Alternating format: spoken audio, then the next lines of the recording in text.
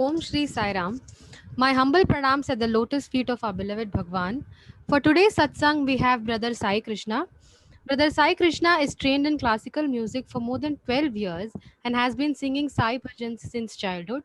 He studied in Sri Sathya Sai Higher Secondary School and Sri Sathya Sai Institute of Higher Learning for his high school education and undergraduate studies. During his time in Prashanti Nilayam, he had the golden opportunity to be a part of the Prashanti Mandir Bhajan group and was blessed with the good fortune of playing harmonium and keyboard in the divine presence. Notably, he has played harmonium in the Bhajan CD Nada Brahmam Volume 2 and keyboard for several musical programs, including Swami's 85th birthday celebrations. Let's enjoy this session. Jai Sai Ram. Sairam, thank you for that wonderful introduction. Um, um, 1 minute. All right. Okay.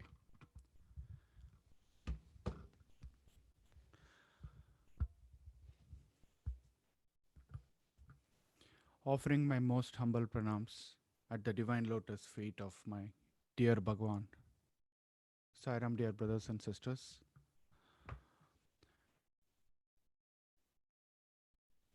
I'm truly honored to be given this opportunity to speak. Um, Not audible at all, not audible. not audible? All right. Uh, Can you hear me you now? can, yeah, it's okay. It's It's better. Yeah, Yes, yes, it's we good? can hear. All it's good. right. Yeah. Okay. So I'm truly honored to be given this opportunity to speak um, for SSIO Thane, Maharashtra Sai Center. Um, so I want to start off this satsang by saying that Swami has come to this world, this beautiful avatar of Swami has happened for one reason, and it is business. And let me explain myself. The business of spirituality. And Swami just has one product to sell to us: happiness. That's what Swami is here to give it to us. That one product Swami is trying to give Excuse us. me, I think still you'll have to increase the volume, please. Mama, I think it is better for us actually. Probably from your side, maybe some issue because I'm hearing good. Okay, right. Yeah. Okay. Okay. All right. So Swami has come just to sell us one product, the beautiful product of happiness. And think about it this way: Swami was born in 1926, right? Soon after the World War I. And Swami declared that he is Sai Avatar in 1940, just before the World War II. Those are one of the most trying times of humanity, um, where millions of people lost their lives and humanity was simply just fighting against each other, and India was in the brink of British independence, and all these things were happening in the political scenario. And just when Swami, think about it: if you are owning a business and you actually want to launch a product, when would you do it? When the market wants it, right? You would actually do a market study. You would actually think that, this is the best time for me to bring this product out. And that's exactly when Swami came to this world. That's exactly when Swami launched his product saying that, hey, I am Avatar and this is my purpose and this is what I'm here to give you. And just like any business, Swami has bunch of visiting cards. Swami has ads, right? And those ads are what bhajans, right? So we have seen so many ads on TV, right? We have seen washing powder, Nirma, or all those ads, all the jingles that just sit in our mind on instantly, right? That's exactly what Swami also did. He created all these concept of ads, but these ads are not something extravagant, but it is very simple jingles in the form of bhajans. And Swami also created his miraculous visiting cards, which he has given and touched upon in each of our lives. So one of the first um, experiences how Swami came to our family was in the year 1991. My dad used to was still working in Air Force, and he was posted in Panagarh, Calcutta. Um, so he was taking a walk randomly in the Air Force station, and he heard someone singing, and he was just curious what was going on. So he walked by the street and he saw the house. He went inside, and he just participated in the bhajans that day. And at the end of the bhajans, uh, they gave him vibhuti prasadam and I think some photo. And even before that, um, the very first time my parents actually felt a little bit of Swami spirituality was in 1988, was when my parents were married, and someone who had come for their wedding had given a Swami's photo along with a gift that they gave my parents. And my parents did not believe in Swami back then, and they had just kept it aside, or they kept it in the bureau or something like that, and they never took it out. And they were actually looking for a very important document, which was, it was so important that had they didn't find it, they would have been in a very serious trouble. So it was one of those very important documents. They did not know where they had kept it. Had gone missing. They always keep it in a place, and somehow they couldn't find it. Then, in the process of trying to find that document, my parents found this Swami photo, which they had safely put away in a locker. And my father had seen this photo, and my father said, you know what, I've seen this person, a lot of people follow him, he's a spiritual person, and I let's just put his photo in the altar. Even though we don't believe in him, let's at least put his photo in the altar. So they actually take his photo, put it in the altar, and you already know the story. They did find the document, and that was the first touch of divinity that they felt, the spark of divinity that Swami showed in our family.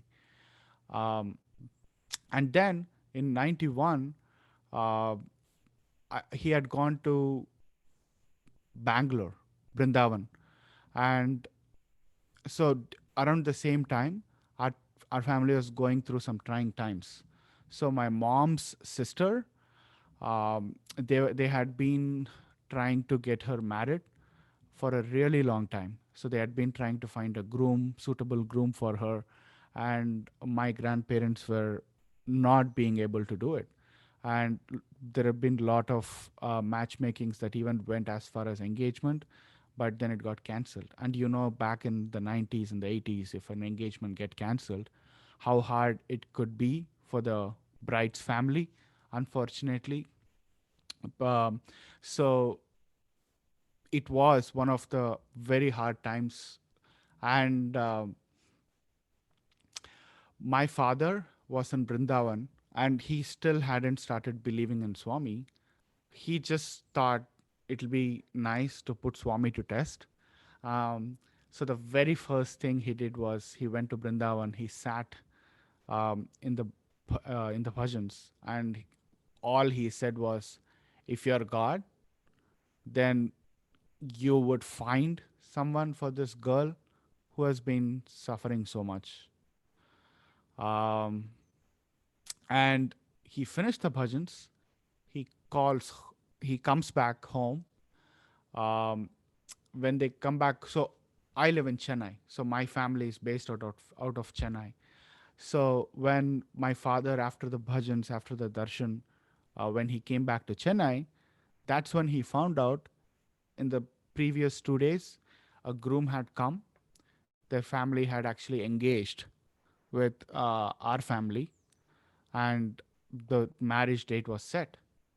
So everything happened so quickly. Something that had been going on for, at that point, for like 4 or 5 years just happened overnight, very quickly.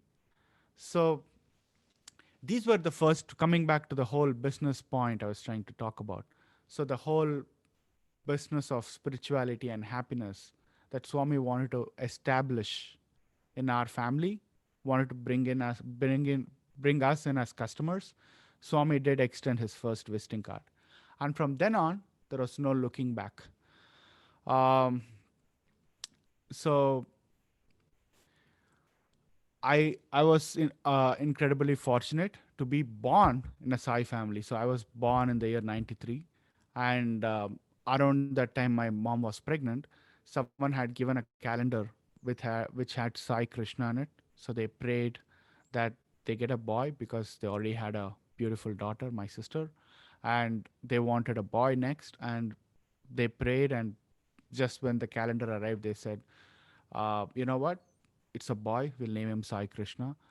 Uh, so I was incredibly fortunate to be born in Sai family, and growing up, I was not like the regular kids that you see that I had as my classmates.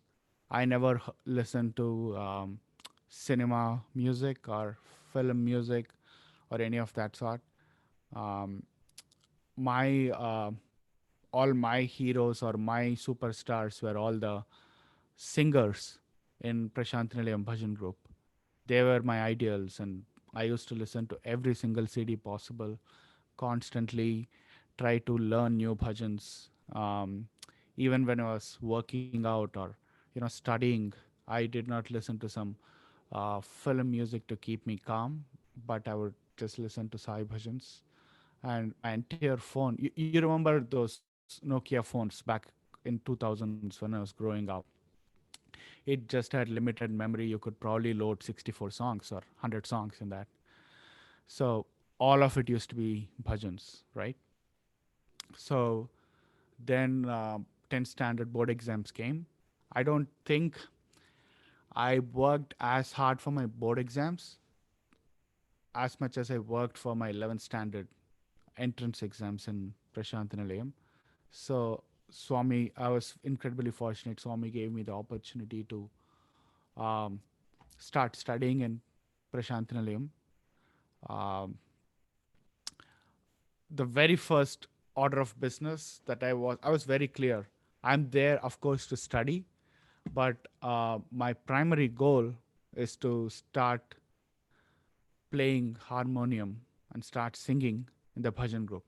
Somehow get into the bhajan group, somehow um, do something and practice as hard as possible so that I get this beautiful opportunity to play in front of Swami. So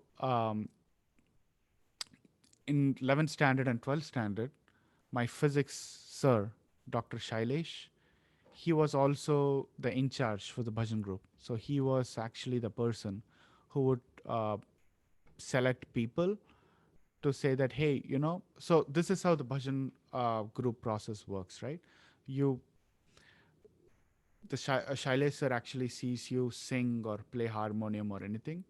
Then he says, I think you have practiced enough now. You go and you can ask Swami. And if Swami says yes, then you can start playing in the bhajan group or start singing in the bhajan group. So that's how it used to be.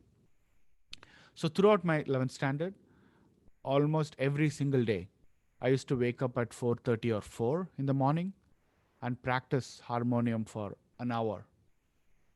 And at 5, I would go sit in the Suprabhatam, and that's how my day used to start every single day.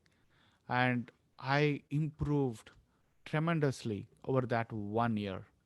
And finally, in the beginning of my 12th standard, um, I got the opportunity to go ask Swami, Swami, can I play in the bhajan group? Can I sing in the, can I play in the bhajan group? Swami said, why don't you?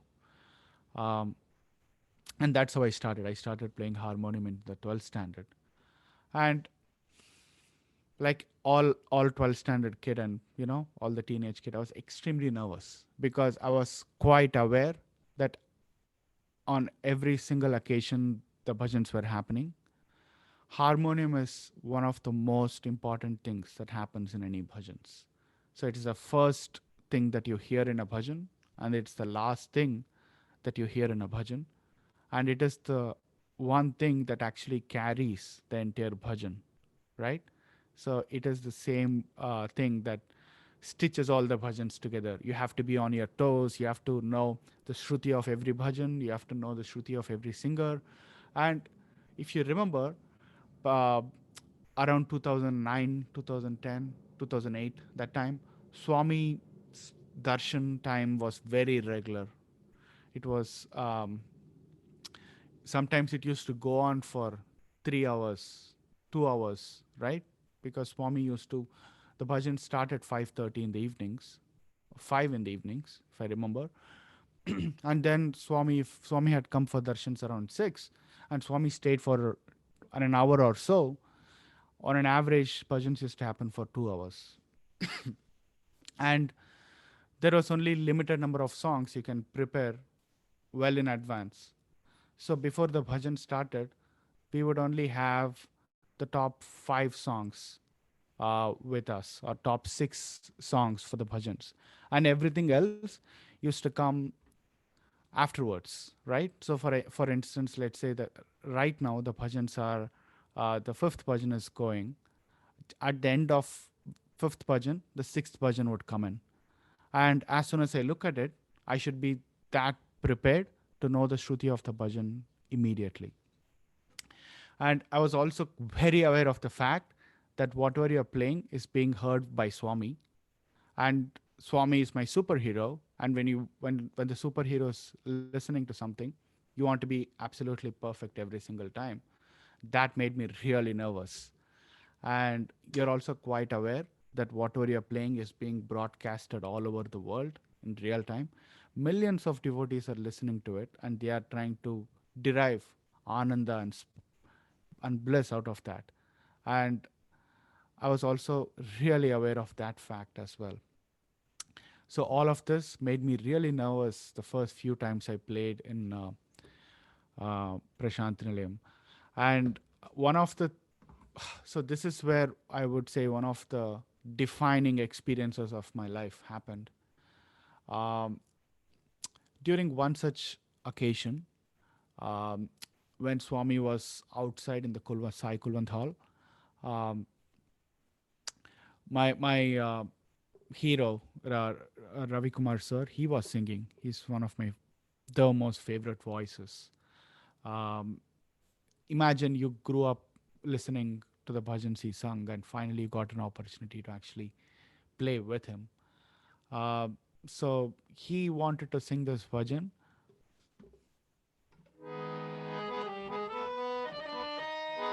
Namami Brahma, Namami Vishnu, Namami Maheshwara. This bhajan, right? So, and this is the shruti you should give for it. And but I uh, did not know, or I hadn't practiced enough for this bhajan, and I didn't know what the shruti was. And Swami was sitting right there, and just in the last minute, I was being told this bhajan, Namami Brahma. And then I did not know what to do, so I just gave a shruti like this. So he sang something like Namami Brahma, Namami Vishnu, Namami Maheshwara. Really low and really out of scale, and it and Swami uh, figured it out that something is going off, and everybody were looking at me, and I know that I I hadn't practiced enough. And after the bhajans, Dr. Shailesh sir, he came to me. He said that I don't think you have practiced enough, and perhaps I thought that it is too soon. I gave you a green signal to play in the bhajan group too soon. I think perhaps I made a mistake by letting you play in the bhajan group, and I was devastated because all I ever wanted to do was be a part of bhajan group, you know, and I had been practicing so much, and finally I let Swami down. And here is the important thing I hadn't told you, is that After I got into the bhajan group, I actually stopped practicing. I actually stopped waking up at 4:30 in the morning. I stopped practicing every single day. I thought that I have achieved my goal and now it's enough. I can relax. But no, when you achieve your goal, you work harder to keep your place, right? Um, I was devastated. So everything that came to me so well as planned, and Swami had been with me all along. And finally, it as soon as it came, it went away that soon too. You know, I wasn't part of bhajan group anymore. I was all I from that day onwards. I used to sit in the very last line of the bhajan group. So bhajan group were like 4 5 lines, let's say. I would probably sit in the eighth line, just around that area, doing nothing much. But now I started practicing, and I had been praying so much to make sure that, Swami, please give me an opportunity to play again. Please give me an opportunity to play again. Um, and next week, the following week, there was this Burrakatha program. Uh, Burrakatha program is when three people, I don't know how many of you have seen it, but yeah, three people um, s- narrate stories in a very musical way. So they pick up any stories like Bhagavatam or Sai's life or anything like that. And back then, there were three students who were given the opportunity to perform Burrakatha. And for the Burrakatha program, they have their own set of music team, the harmonium, the tabla, the keyboard, all of those things. And of course, I'm not part of any of that because I'm at the stage where I'm not even allowed to play in the regular bhajans, right? And then, um, so for all other days, the harmonium usually is on the fifth line or the fourth line, right? Um, because they want to keep it back so that everybody can actually hear the shruti. Um, but on the Burrakatha days, the harmonium is in the very front because the singers will be on the stage next to Swami and performing, and the harmonium would be right in front of Swami.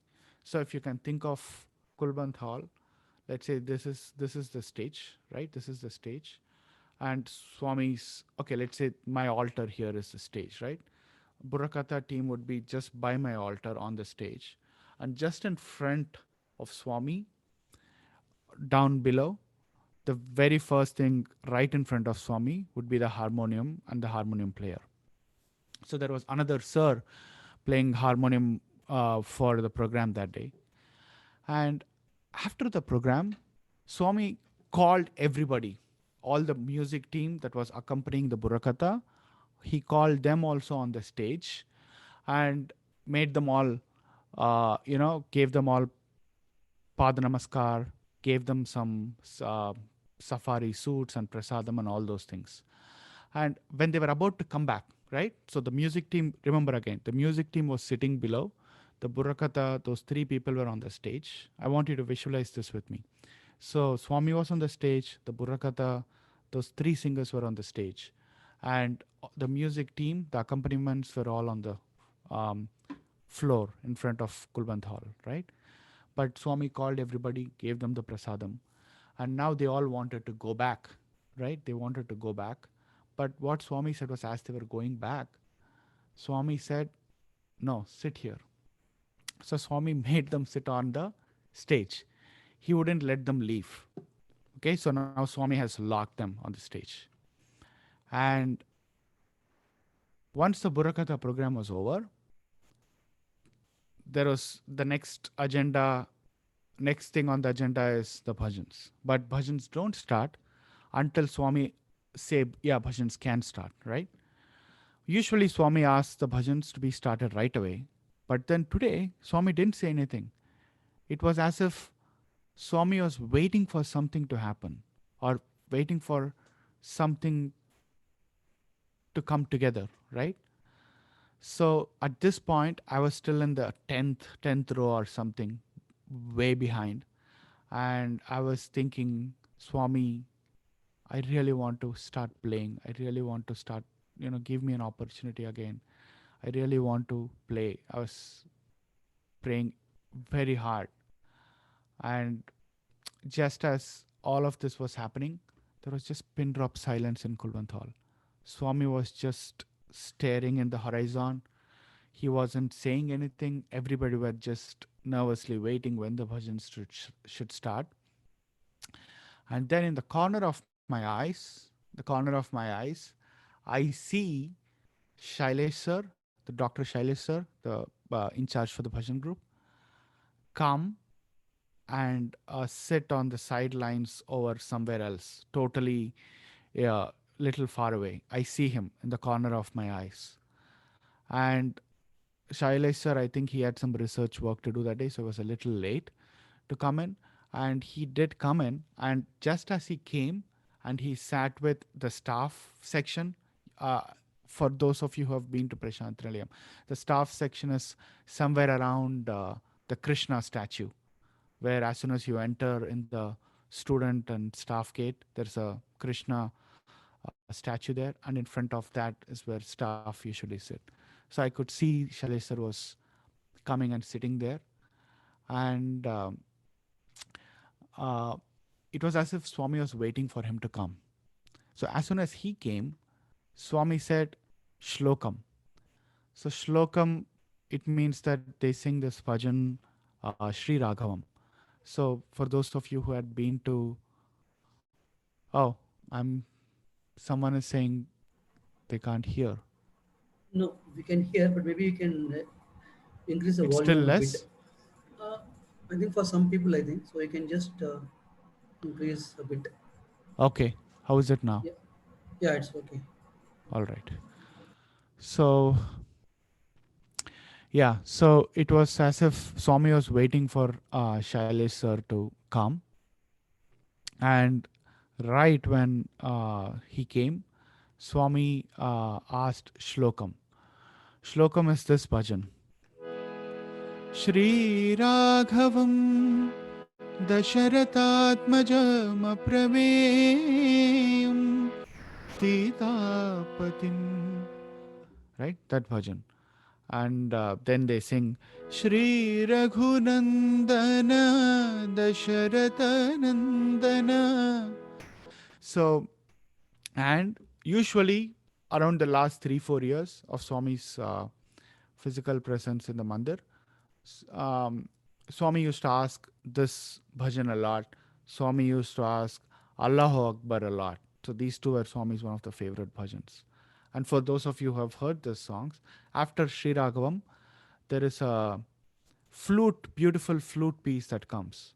And then he plays an interlude and he connects to the bhajan. Same way in Allahu Akbar, after the Allahu Akbar, Allahu Akbar, Allah. So that bhajan, after that is done, there is a beautiful harmonium interlude that happens, and the harmonium player usually connects it to the bhajan. So on that day, there was no flute player, there was no harmonium player too, right? Remember, I'm not allowed to play anymore. I'm not allowed to be played anymore. Uh, and the one harmonium player who is around is on the stage. And the thing is, usually there are like a couple of harmonium players always sitting, but on that particular day, nobody was there. It was just that sir who had been playing for Burakatha program. He was on the stage now, and the other person was me, who is now sitting all the way back because I can't be playing in the bhajan group anymore. Um, and Shailesh sir, he's a harmonium player too. He's sitting really far. He can't come. So everybody suddenly, when Swami asks for Shlokam, looked towards my direction. They were like, go, go, go. But I said, I can't be playing. They were like, just go, go, go. So they all pushed me. And now I get up from all the way from the 10th line. and I stand 6 foot 1 feet tall. So remember, if imagine if I get up in the middle of Swami sitting out in the Kulwant hall. Of course, Swami can see me. I'm coming and I'm walking, crossing all the lines and coming all the way and sat right in front of Swami. Sat right in front of Swami, in front of the harmonium. And Swami looks at me. He almost starts laughing. He laughs and he blesses me. He says, Vainchu. So, and that day, uh, I got the opportunity to play for that bhajan, next bhajan. More, Swami was in a wonderful mood, and there was no accompaniment. It was just me, tabla, and singers. So I got all these opportunities to actually really show, really play to my full potential. Swami played through me, and ever since that day, I had this. I've been really lucky, really fortunate. I've been really blessed to not make one more mistake in the bhajan group afterwards. And it's been going really well since then.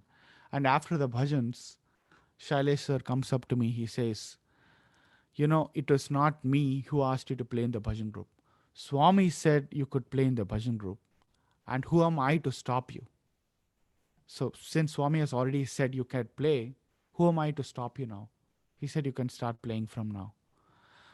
So that was one of the defining moments, because think about it.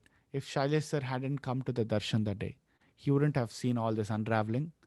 If there wasn't Burakatha program that day, or the harmonium wasn't right in the front, or if Swami didn't ask the only harmonium player to sit on the stage and lock him up. So he created these perfect circumstances so that harmonium is in the front and only I could be playing. And as this was happening, the one person, Shailesh sir, also sees it, so that he actually says that, yeah, you could. So there is always this thing, right? So there's a common joke they say in Tirupati, even if Lord Venkateshwara wants to see you, the security guard outside has to bless you first, right? So it's like you need to have the blessings of both the priest and the god if you want to have a good darshan. So yeah, I think that's the thing it is here. So even if Swami, so Shailesh sir came up to me and he said that if Swami said yes, who am I to say no? So that was one of the beautiful experiences of my life. Um, you know what? Let me actually sing that bhajan.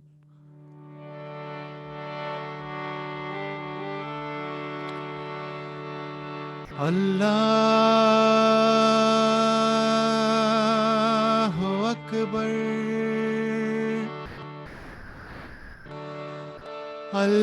Allahu Akbar, Allahu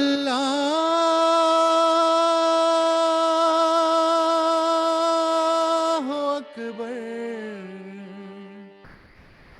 Allahu Akbar.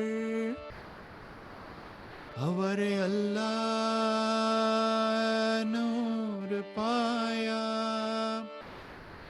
कुदरत के सब बंदे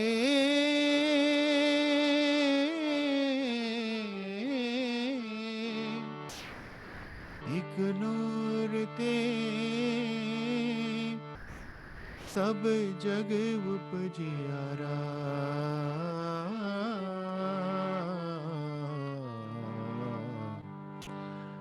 कौन भले को मंदे,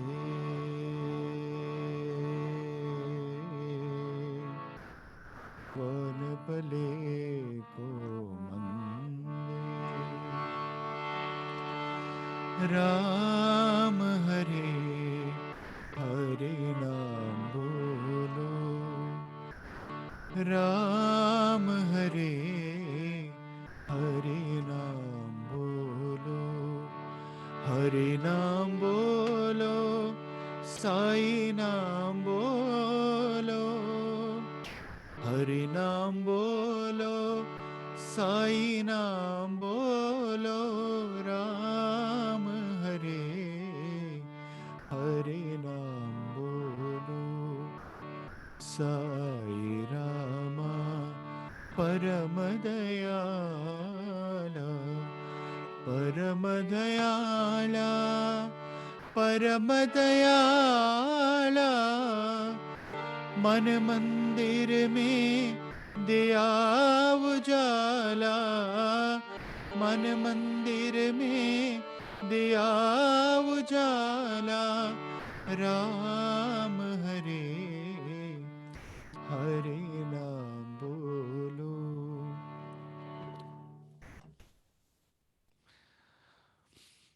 So yeah, um, yeah. So this happened in my 12th standard, and so as time was going along, we all could see I was one of the unlucky batch of students who had to witness Swami's samadhi. So we were present for Swami's um, physical form, but also Swami's, omniscient form, I'd say, omnipresent form. So over time, when you live in Prashantanilayam, you go through things. You start seeing Swami, start having his darshan every single day. You almost feel like he's part of your family. He's a family member just like anybody else. And you start seeing his mannerisms. You start seeing how Swami is reacting, how Swami is getting emotional to an emotional song, like a sad song, and how Swami is laughing for a happy song. You see all these human emotions in the divine form. And over time, you start witnessing it every single day. You actually forget the divine divinity in Swami, and you just start seeing the humanness of Swami. You start thinking that, yeah, I mean, he is talking just like everybody else. He has hair just like everybody else. He is smiling, laughing, even at times crying just like everybody else. What is so divine about him? You know? And I was at this age, I was 20, 21, where you had this intense urge to question everything around you. And there was this very strange phase I was going through at that point where I was really questioning everything that Swami was doing in his physical form. And that to remember towards his hand, Swami's, physical form, you could really see him physically struggle a lot. But although the divinity was as powerful as always, you could still see that the physical form, when you're that close up, you see that he's your father, or he's your mother, or he's your grandfather, and you can see him suffer. And the more you see it, you also see that the human side of Swami is kind of taking over for me as a devotee looking at Swami. And I was somehow questioning everything Swami was doing.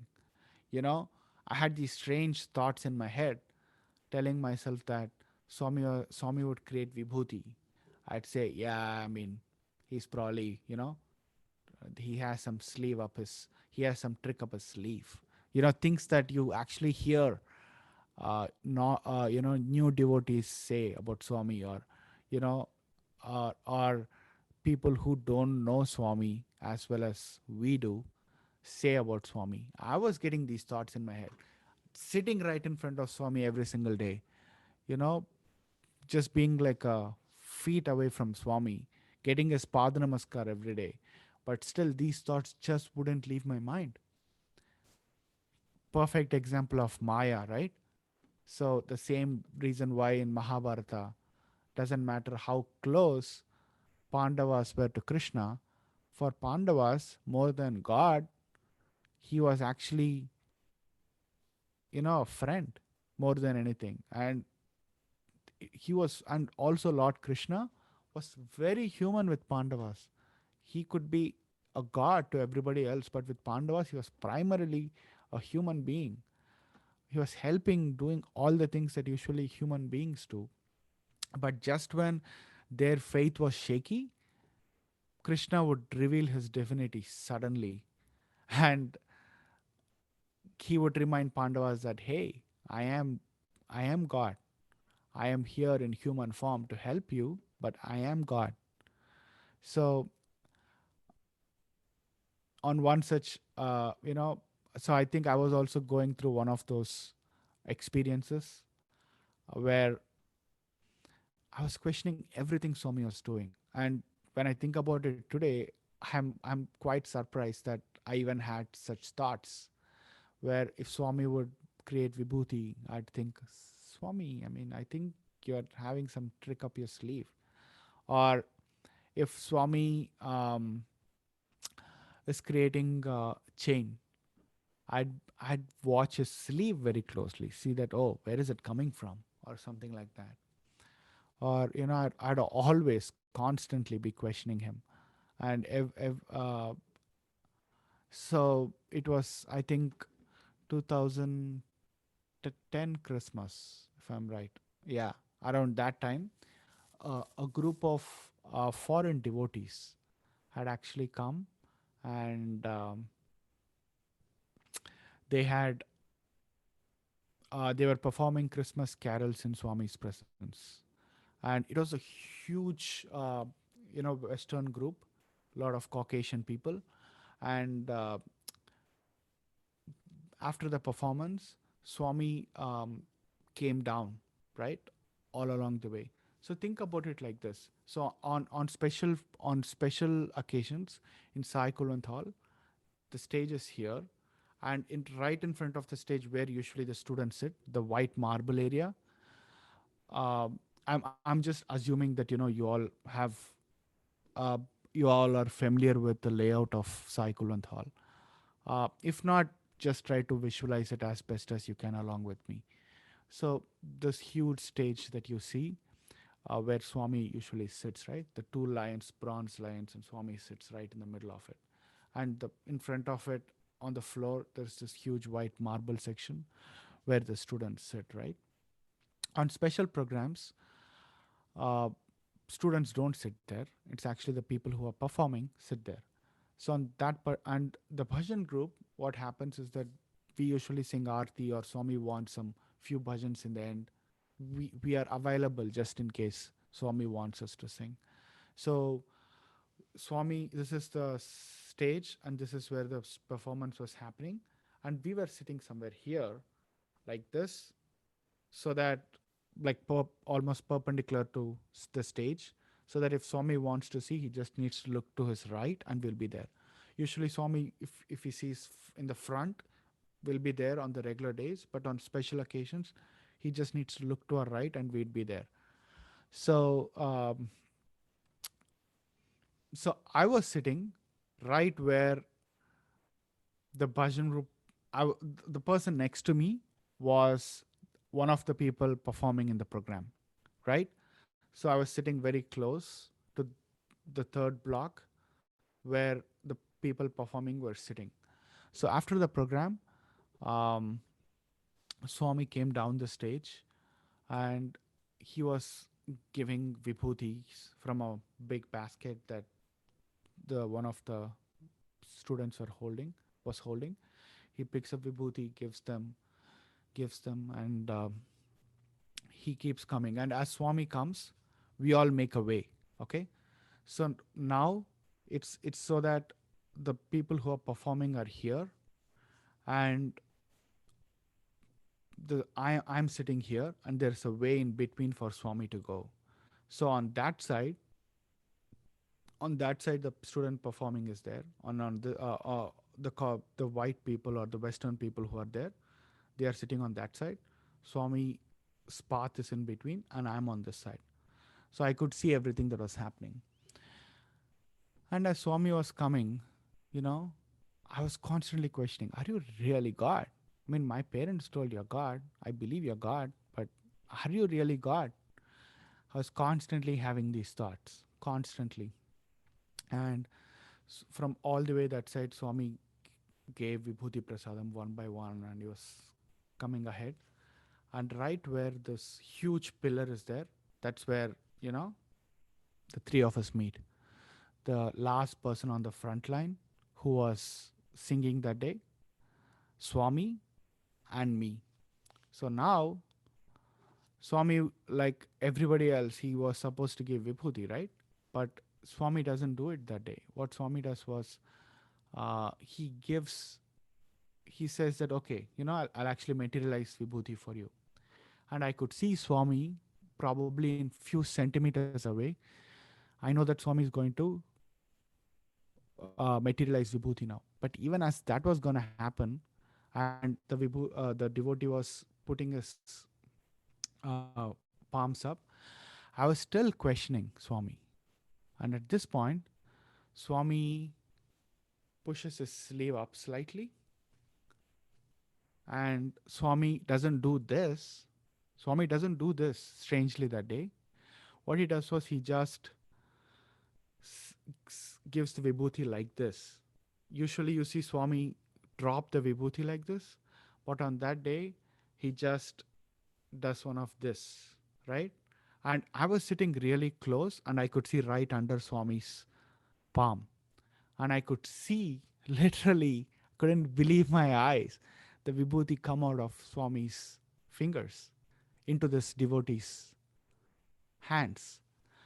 And that happens, and I'm seeing it, and I couldn't believe it. All these thoughts that I was having, things was happening in front of my eyes that defy physics, that defy chemistry, that defy the fundamental science that you study. Everything was going out of the window, and I couldn't believe any of this. And here Swami was the Lord of the universe, trying to demonstrate to one person, to me, that hey, it was like that, where, you know, maybe one or two of us alone could see actually what Swami was doing that day. It was really strange. So Lord of the universe was trying to demonstrate to one person or two people around, trying to show that, you know, hey, listen, I may be behaving in a very human way. You may be used to seeing me as your mother or father or a friend. You may be used to seeing me every day. You may be very close to my human emotions. But remember, I am God. And he finishes and he turns, and I'm sitting right there. He does this on my face, and he laughs at me, and he says, is it enough now? You know, like he doesn't say the words, but he makes one of these funny faces at me, and I'm just stone shocked. And that's the day I realized that no thoughts are private. You know, Swami is Hridayavasi. Swami is right here. He's listening to every single thing that you have to tell him. All you need to do is listen. All you need to do is listen to what the Hridayavasi Sai Rama is saying. But he's right there. And doesn't matter if you don't listen to him, he's listening to every single thought of yours. And that one experience, I think, changed my perception of Swami. And now I know that Swami is divine. Now I know that he's nothing but divine. And it's one of the pivotal experiences of my life. And I'm incredibly blessed by Swami to have made me go through this experience, because he didn't have to. He could have just let those thoughts linger, and eventually I could have, probably I would have withered away, and I would have strayed away from Swami's path. But no, once you come to Swami, even if you want to leave, Swami's not going to let you leave. Swami's going to find a way to build your faith. And every single time where your faith is shaky, you know that it is just the test of your faith. And if even if you fail, Swami would gently nudge you in the right direction. And every single day, we all are getting closer to Swami. Doesn't matter even if we think otherwise. We all are getting closer to Swami. We all are walking towards Him. We all are working towards Him, working with Him. Here is the thing, Swami is helping us achieve something really beautiful. But Swami is also doing it with us, helping it with us. It's like coming back to my original uh, business example that I had given, right? Swami is here in the world to conduct business, and he has just one product to sell: happiness, bliss.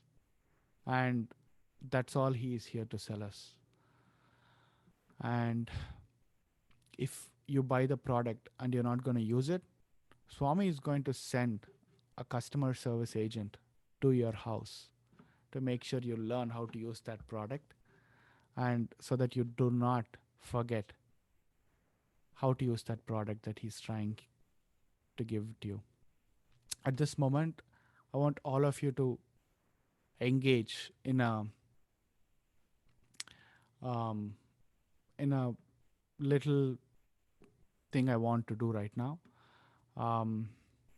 Let's do a visual meditation where let's communicate something to Swami through bhajan, and let's all do this along. Please close your eyes and imagine a beautiful blue sea. Imagine a wonderful blue sea and a bright blue sky with no clouds. You're on the shore, and Swami's face is encompassing the entire sky.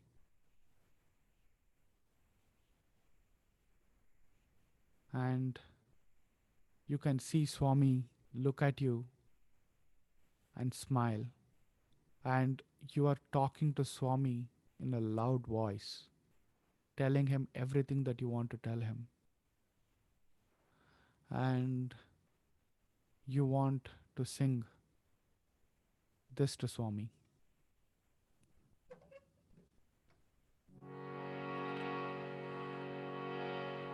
You're looking at how beautiful Swami's voice is.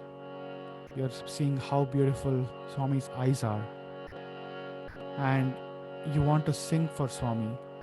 And you want to express your deepest prayers to Swami through bhajans. And you want to do it standing on that beautiful seashore to the Swami that you're seeing up there. And you can see that every single thing that you're singing, Swami is responding to you. Kamal Netra Saishwara, Kamal Netra Saishwara, Kaivalya Teja Sureshwara, Kaivalya Teja Sureshwara, Kamal Netra Saishwara, Megha Sham Ghana Gagana Sharira, Shant Brahmamaya Abhayakara, Megha Sham Ghana Gagana Sharira, Megha Sham Ghana Gagana Sharira, Shanta Brahmamaya Abhayakara, Shanta Brahmamaya Abhayakara, Kamala Netra Saishwara.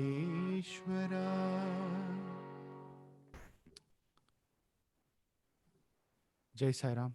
Thank you for this wonderful opportunity to share my experience in this beautiful satsang. Sai Ram, thank you. Sairam, Sai Krishna. First of all, thank you very much for accepting to share your experiences. You are truly best to be part of the bhajan group. We would love to listen more bhajans from you. Hope we have a separate bhajan session later. Okay, I'll definitely contact you for that, and we'd like love to hear more bhajans from you. You're singing so exceptionally. And on behalf of Tane Samiti, I would like to extend my thanks to you. Jai Sairam. I'll just conclude with the Shanti mantra. Om Shanti Shanti Shanti Samastaloka Sukhino Bhavantu Samastaloka Sukhino Bhavantu Samastaloka Sukhino Bhavantu Om Shanti Shanti Shanti Sairam. Sairam, thank you very much. Sairam.